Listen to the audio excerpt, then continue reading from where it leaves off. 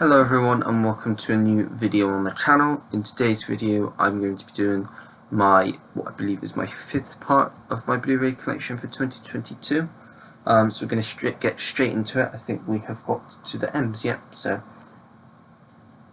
yeah, just thinking if I was right. Let's get straight into it. So first up we have $1 Million Baby. Fantastic Clint Eastwood film, fantastic Oscar winning performance from Hilary Swank. Yeah, can't really go wrong with Clint Eastwood, I don't think. This was one that I'd wanted in the collection for a while. I think I got it towards the end of last year, so it will be one that I rewatch probably later on in the year because I really enjoy this one. Then we have Minions, which is just a fun animated prequel to Despicable Me. Then we have Minority Report, which is a Steven Spielberg film starring Tom Cruise. I liked this film. Definitely one I'll have to rewatch in the future, because I did think it was slightly too long, a bit slow, but a fun watch nonetheless. Then we have Miracle on 34th Street, just a really great remake of a Christmas film so good 90s Christmas film. Then we have Molly's Game, which is a really good true story, written and directed by Aaron Sorkin. You have Jessica Chastain, Idris Elba, Kevin Costner, Michael Cera, Jeremy Strong, Chris O'Dowd, Bill Camp. Great cast, and I remember I've seen this a few times and I remember really enjoying this one. Then we have Money Monster with George Clooney and Julia Roberts. Always good when they're in a film together. They're doing Ticket to Paradise, which has been shut down, but that's due to come out in October this year, so be looking forward to watching that one. But yeah, this is a good little thriller, directed by Jodie Foster. Oh, bless me. No, I'm alright. Yeah, it's just about a financial TV host who he's basically taken hostage because what he's saying is lies, basically, and it's about his producer who's got to try and get him out of this sticky situation, and I just think just a really tense little thriller, and it's only an hour and a half, so yeah, really enjoy that one. Then we have Motherless Brooklyn, which was one of my favourite films from 2019, very underrated, starring, and I don't know if it was written by, but it was certainly written and directed by Edward Norton. I love these types of films about PI in the 1950s who suffers from Tourette's and he's trying to investigate the murder of his mentor, played by Bruce Willis. Loads of rich characters in this, just a great setting, great atmosphere. As I said, I love these films, so yeah, definitely one that I was happy to get as soon as I could.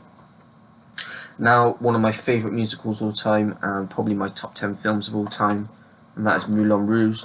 I always say to people who haven't seen this, get past the first 20 minutes or so, and then it's the great stuff. It is difficult because it is a very different film, and the first 20 minutes are a bit weird, but as soon as you get past those first 20 minutes, it's just a fantastic film, and one that I definitely recommend. So yeah, that is Moulin Rouge. Next up we have The Mountain Between Us, starring Kate Winslet and Idris Elba. I went to the cinema to see this. I love both of the lead actors, so yeah, I think it's a really good film. Basically about two strangers whose plane crashes in like the middle of nowhere in snow, and they've basically got to survive and try and just survive together, basically. Very good film. Am I doing this the wrong way round? Wondering if I'm doing this the wrong way round. I might be. Hang on a minute. Bear with me 2 seconds. Right, I'm back. It just makes it easier because the pile was the wrong way round, just to put it back on the shelf. So yeah, that's all I was doing. Next up we have Mr. Magorium's Wonder Emporium, one of my favourite childhood films. Dustin Hoffman, Natalie Portman, Jason Bateman, just about using your imagination, and yeah, I love this film. If you've got kids, definitely recommend checking this one out because it's just a wonderful film.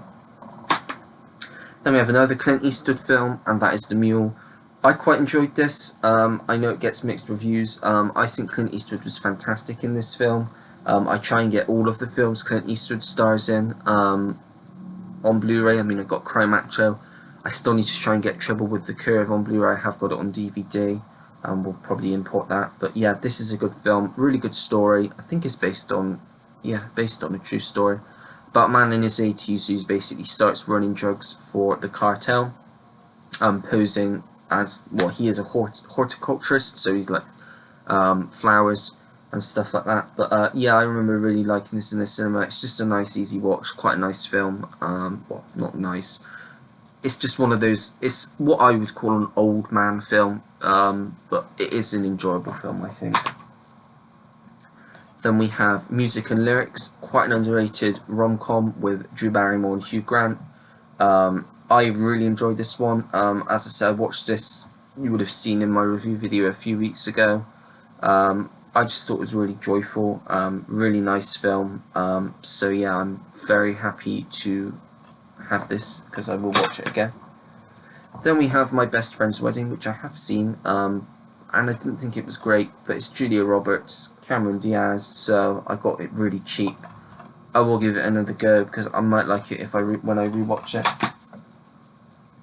And then we have My Sister's Keeper, really good. I don't know if this is, I think this is based on a book from the director of The Notebook. Yeah, I'm pretty sure this is based on a book. Yeah, I just really like this film. It's just a really nice film. Then we have like just a really fun time, and that is Mystery Men. If you've not seen this, I definitely recommend watching this. It's stupid, but it's fun.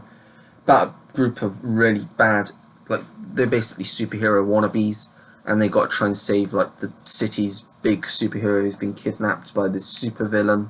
You know, he's crazy, and yeah, they're just not very good. This is a really nice edition as well. I probably showed this before. You've got alternate artwork, you've got the disc, and you also have, sorry, this is a mess, nice little notebook. This is the only 88 films film I got. A lot of them are films that I would just not watch, but this is one that I love, so I knew that I would get it. But yeah, happy to have that. Let me close it now, get away, there we go. Then we have Mystic River, really well directed Clint Eastwood film, really good film. The Naked Gun, I've only seen this one. I need to get the other two on Blu-ray. I know they're quite expensive, but I do want to get them because I did quite enjoy this one as a comedy. And then we have New Year's Eve, which I try and watch every New Year's Eve because I'm a traditionalist and it's cheesy fun. That's all I can really say. Then we have Night at the Museum 1 and 2. I love these films. Again, I grew up with them. Still need to get the third one because I've not got it in the collection yet. But yeah, I just love the Night at the Museum films. Then we have Nightcrawler, one of Jake Gyllenhaal's best films, probably his second best performance for me personally.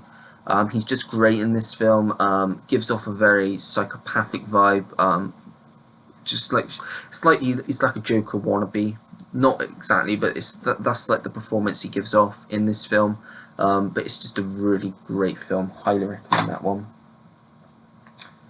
Then we have Nights in Rodant, with Richard Gere and Diane Lane. Yeah, I like Richard Gere, like Diane Lane, like romantic comedies. Well, it's not a comedy, it's a drama more so.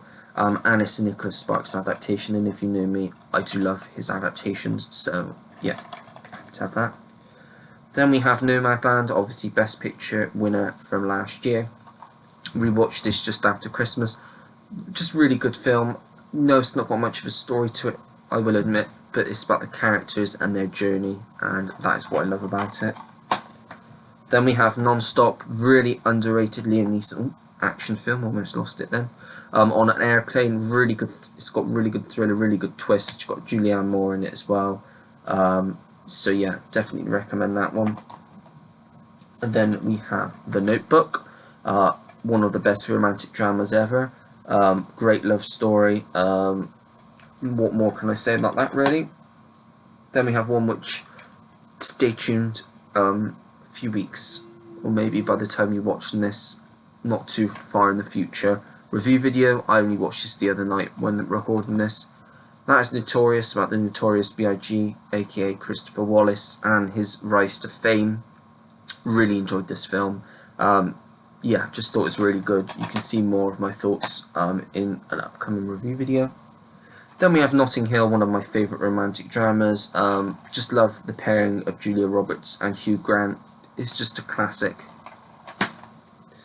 Then we have Now You See Me. Still need to get the second one. I enjoy both of the films. I think they're just a lot of fun. Then we have Ocean's Trilogy. First one's great. I really like 12, and 13's okay. Then we have Old. I'm in the minority. I really enjoyed this. I know a lot of people didn't, but I had a lot of fun with it in the cinema. Not one that I'd buy on 4K. It's not that type of film, but I still liked it, so I had to pick it up. Then we have One Day, another really good romantic drama, directed by Lone Scherfig, who did An Education. He's done something else, but I can't think what. But yeah, definitely like that one. The other guys, Will Ferrell, Mark Wahlberg, Adam McKay, great pairing, funny film.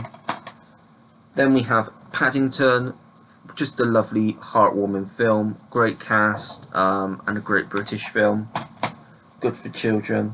3 more, we have Pain and Gain with The Rock, Mark Wahlberg and Anthony Mackie, about bodybuilders who want to chase the American dream and it all goes wrong for them. Really good film, probably one of Michael Bay's best films in my opinion, specifically from the last 20 years. So yeah, definitely recommend that one.